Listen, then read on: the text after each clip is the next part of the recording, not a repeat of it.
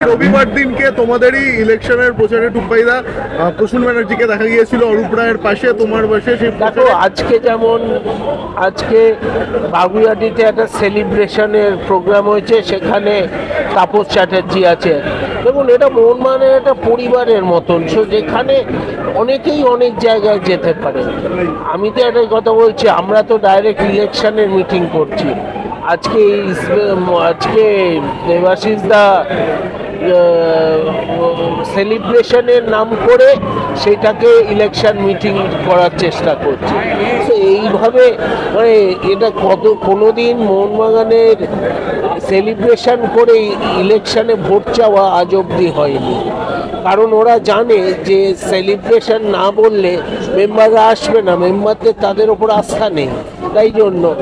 তাই জন্য সেলিব্রেশনের নাম করে আজকে আমাদের যে সাফল্য এসেছে ফুটবলে, আজকে যে কোম্পানি আজকে যেভাবে সাফল্যটা এনেছে, সঞ্জীব গোয়েঙ্কা যেভাবে আজকে ইনভেস্ট করেছে পয়সা, যেভাবে এসেছে, সেইটাকে ইউজ করা হচ্ছে নিজেদের জন্য।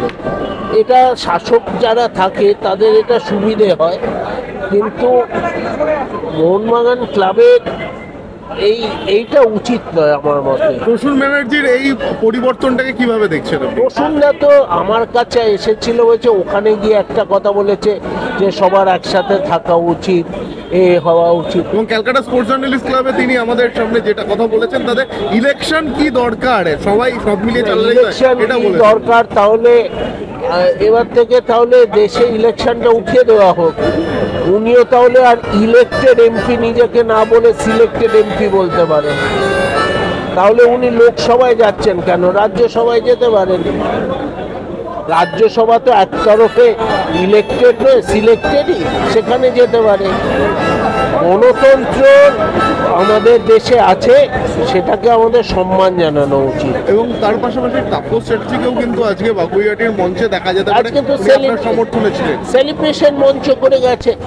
আমার কথা হচ্ছে মোহনবাগানিরা এন্ড অফ দ্য ডে ভেতরে তাদের জানে কি করতে হবে। সো ব্যালট বাক্সে আজকে দেখবেন অনেক লোক আছে যারা জনসভায় যায়, পলিটিক্যাল জনসভায় যায়, কিন্তু ভোট তারা তাদের ইচ্ছের পার্টিকেই দেয়। মোহনবাগানও সেটাই হবে। কে কোথায় গেল, কে কোথায় না গেল, এটা আমি মাপতে চাইও না। কারণ অনেকের অনেক কম্পালশন আছে।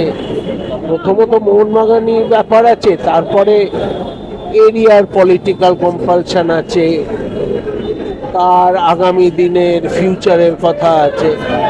তো সব কিছু ভাবা উচিত। ভোটটা কিন্তু আমি মনে করি, কারণ একটা মোহনবাগানি সেই জায়গাতেই ভোটটা দেবে যেখানে সে চাইবে তার ক্লাব আগিয়ে। মোহনবাগানি আর ইস্ট বেঙ্গলে একটা অন্য ব্যাপার। Thank you.